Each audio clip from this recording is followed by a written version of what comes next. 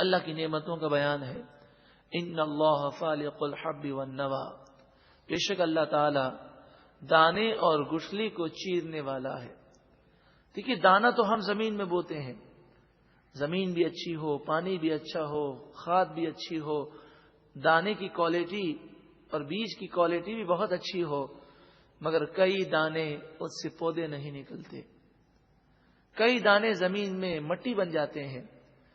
تو دانے کو، بیج کو، گٹھلی کو چیر کر جو پودا نکلتا ہے، اس پودے میں جان پیدا کرنے والا اور اس میں یہ طاقت دینے والا کہ وہ گٹھلی کو چیر دے اور زمین کو چیرتا ہوا اوپر تک آ جائے، یہ طاقت دینے والا اللہ رب العالمین ہے.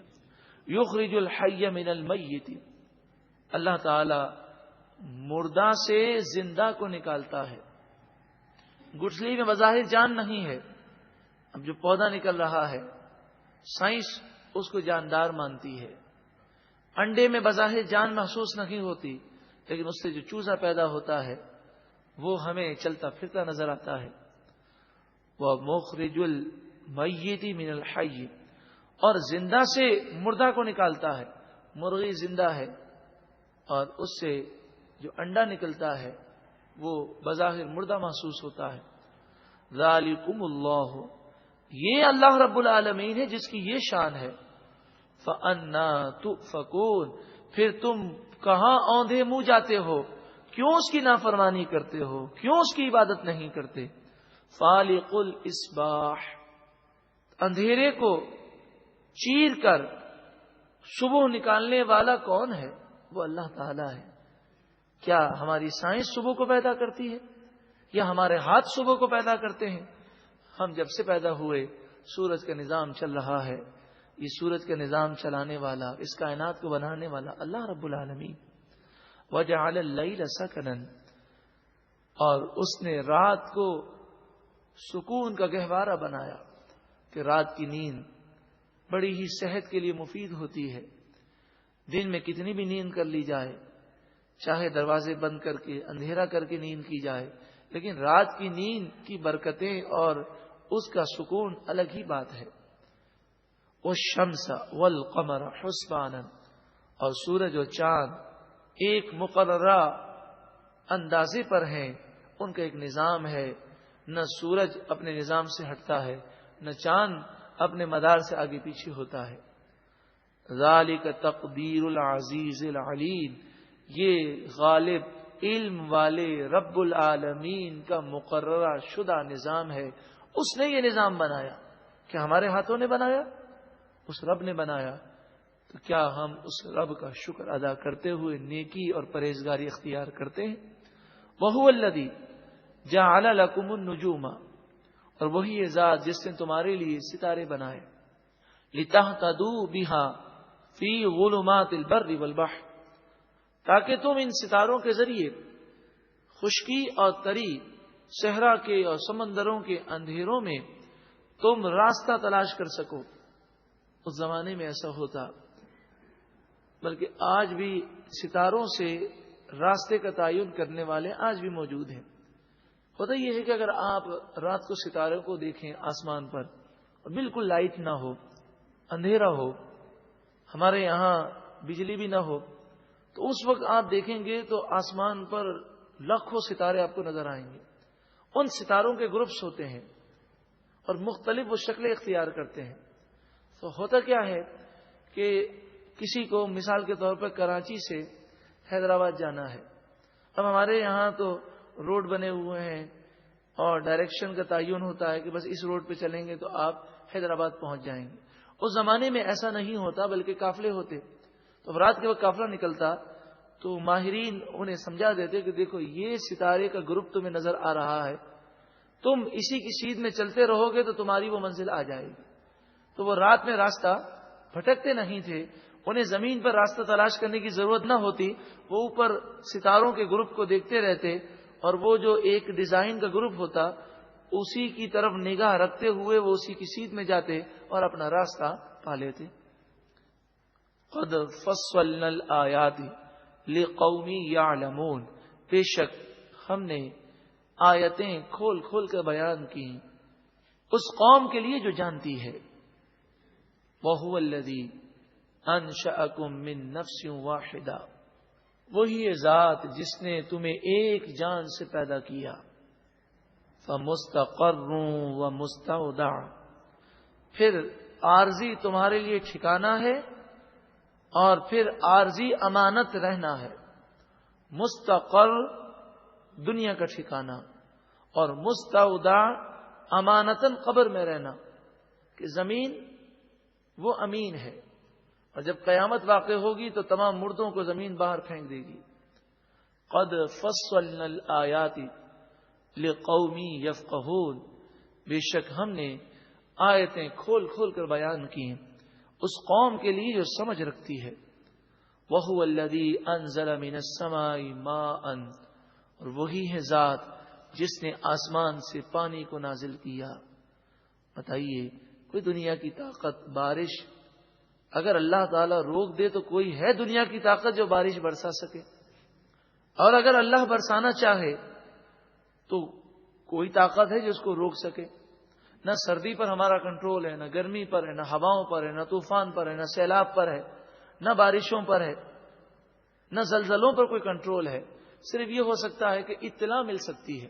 چائنا کے سائنسدانوں نے سانپ پر تجربات کیے اور انہوں نے یہ دعویٰ کیا کہ ہم نے سانپ کے ذریعے یہ بات سیکھ لی ہے کہ اللہ تعالیٰ نے سانپ کو وہ طاقت دی ہے کہ زمین کے اوپر ہوتا ہے 120 کلومیٹر نیچے زمین کے جو چٹان ہلے تو سانپ اس کو محسوس کر جاتا ہے. یہ چائنا کے سائنسدانوں نے یہ بات کہی کہ سانپ 120 کلومیٹر نیچے تک زمین کی گہرائی میں اگر چٹانوں کی پلیٹیں ہلتی ہیں تو سانپ محسوس کر لیتا ہے. اور چونکہ جو پلیٹیں ہلتی ہیں اس کے اثرات 4-5 دن میں زلزلے کی صورت میں ظاہر ہوتے ہیں. تو چائنا کے سائنسدانوں نے کیا کیا کہ سانپ کے بلوں پر سرکٹ کیمرے اور اس طرح کے کلوز سرکٹ کیمرے لگائے اور وہ اب ان کا معائنہ کر رہے ہیں کہ جب غیر معمولی طور پر سانپ پریشان نظر آئے تو ہم زلزلے کی پیشین گوئی 5 دن پہلے کر سکتے ہیں. لیکن آپ بتائیے کوئی یہ تو پیشین گوئی شاید کر لے کہ زلزلہ آنے والا ہے، لیکن زلزلے کو کوئی روک سکتا ہے؟ بارش آنے والی ہے، ہو سکتا ہے اس کی پیشین گوئی درست ہو، لیکن بارش کو آنے سے بھی روک نہیں سکتا اور اگر نہیں آ رہی تو لا بھی نہیں سکتا. محکمہ موسمیات والے یہ تو بتا دیتے ہیں کہ ہواؤں کا رخ ہے، ہواؤں کا دباؤ ہے، لیکن کبھی یہ غور کیا کہ ہوا چلانے والا کون، دباؤ کو پیدا کرنے والا کون، بادلوں کی حرکت دینے والا کون؟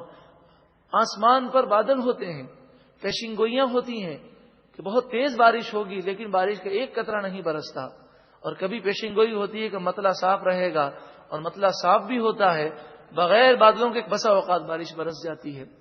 تو بارش برسانے والا رب العالمین ہے. وَهُوَ الَّذِي أَنزَلَ مِنَ السَّمَاءِ مَاءً، وہی ہے ذات جس نے آسمان سے پانی کو نازل کیا. فَأَخْرَجْنَا بِهِ نَبَاتَ كُلِّ شَيْءٍ، پھر ہم نے اس پانی کے ذریعے ہر چیز کا اناج اور پیداوار کو پیدا کیا. اناج، غلہ، پھل سب بارش کے صدقے میں پیدا ہوتے ہیں. کوئی کروڑ پتی آدمی بھی ہو یا کوئی ملک سپر پاور بھی ہو، اگر 4-5 سال کے لیے بارش بند ہو جائے تو وہ بھی بنجر اور ویران ہو جاتا ہے. فَأَخْرَجْنَا مِنْهُ خَضِرًا، پھر ہم نے اس پانی سے سبزہ پیدا کیا. نُخْرِجُ مِنْهُ حَبًّا مُتَرَاكِبًا، وہ پودے پیدا ہوتے ہیں اور پودوں پر حبن کے معنی بیج، دانے ایسے پیدا ہوتے ہیں متراکباً جو ایک دوسرے پر چڑھے ہوئے ہوتے ہیں. کبھی آپ نے انار کو دیکھا ہو، کبھی آپ نے پپیتے پر غور کیا ہو، کس طرح بیج اور دانے جو ہیں ایک دوسرے سے چپکے ہوئے ہوتے ہیں.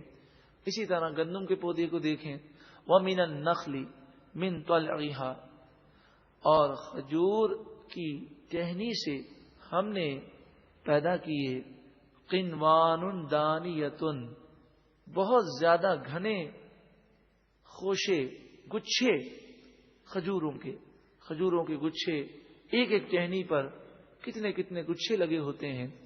یہاں پر عرض کروں کہ طلع، یہ جو لفظ قرآن پاک میں آیا من طلعها، اس کو ذرا سمجھیے گا. سائنسی طور پر طلع شگوفے کو کہتے ہیں، اور شگوفے سے مراد کیا ہے کہ اگر آپ کسی بھی درخت کی ٹہنی کو دیکھیں گے، اس ٹہنی پر پتے نکلتے ہیں. ایک چھوٹی سی ٹہنی ہے باریک سی جس پر پتے نکل رہے ہیں، تو ایک جگہ ایسی ہوتی ہے جہاں سے پتا نہیں نکلتا بلکہ پھول نکلتا ہے. وہ جگہ اگر آپ ٹہنی پر غور کریں تو وہ طلع نظر آتا ہے، جس پر پتے نہیں اگتے بلکہ کلی اگتی ہے. پھر وہ کلی پھول بنتا ہے اور پھول سے پھر پھل پیدا ہوتا ہے. اب آپ سوچیں، ایک ہی پانی ہے، ایک ہی کھاد ہے، وہ درخت بھی ایک ہی ہے، اس کی ٹہنی بھی گرین نظر آتی ہے. کہیں سے اللہ تعالیٰ نے پتوں کو پیدا کیا اور کہیں سے اللہ تعالیٰ نے کلیوں کو اور پھولوں کو پیدا فرمایا. وَجَنَّاتٍ مِّنْ أَعْنَابٍ، اور انگوروں کے باغات، وَالزَّيْتُونَ، اور زیتون، وَالرُّمَّانَ، اور انار.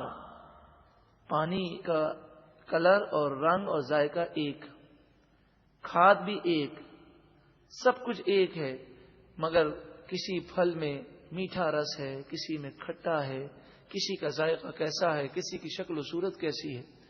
مشتبہ وغیر متشابہ، بعض چیزوں میں یہ آپس میں ملتے جلتے پھل ہیں اور بعض خوبیوں میں وہ الگ الگ ہیں. انظروا الی ثمرہ، دیکھو ان درختوں کے پھلوں کی طرف، غور کرو. اذا اثمر، جب یہ درخت پھل دے، وینعہ، اور جب یہ پھل پک جائے تو اللہ کی نعمتوں کو یاد کرو، اس کی قدرت پر غور کرو. ان فی ذالکم لآیات لقوم یؤمنون، بے شک اس میں نشانیاں ہیں اس قوم کے لیے جو یقین رکھتی ہے، ایمان رکھتی ہے. وَجَعَلُوا لِلَّهِ شُرَكَاءَ الْجِنَّ، اللہ کے لیے ان کافروں نے جنات کو شریک بنا لیا. وہ جنات کی پوجا کرتے ہیں. یہ جو اصل میں دیوی اور دیوتا کا تصور ہے، ہوتا کیا ہے؟ بت کی پوجا کرتے ہیں تو شیطان خوش ہوتا ہے، سرکش جنات خوش ہوتے ہیں، اور بسا اوقات ان کے سامنے وہ مختلف شکلوں میں ظاہر ہو جاتے ہیں، اور وہ یہ سمجھتے ہیں کہ ہم جو دیوی اور دیوتا کی پوجا کر رہے ہیں یہ خوش ہو گئے ہیں اور ہمارے سامنے آ گئے ہیں. یہ جنات ہوتے ہیں جو ان کو بھی وقوف بناتے ہیں. تو فرمایا یہ بتوں کی پوجا نہیں کرتے، حقیقت میں ان جنات کی پوجا کرتے ہیں جو انہیں نادان اور بے وقوف اور احمق بنا رہے ہیں. وَخَلَقَهُمْ، حالانکہ اللہ نے ان جنات کو پیدا کیا. وَخَرَقُوا لَهُ بَنِينَ وَبَنَاتٍ بِغَيْرِ عِلْمٍ، اور یہ نادان لوگ اللہ کے لیے بیٹے اور بیٹیاں بغیر علم کے وہ تصور کرتے ہیں، گڑھ لیتے ہیں. سبحانہ، اللہ تعالی اولاد رکھنے سے پاک ہے. وتعالی عما یصفون، اور وہ بلند و بالا ہے ان تمام باتوں سے کہ جو وہ گڑھتے ہیں اور اللہ پر جھوٹ باندھتے ہیں. اللہ کی نعمتوں کا بیان ہے.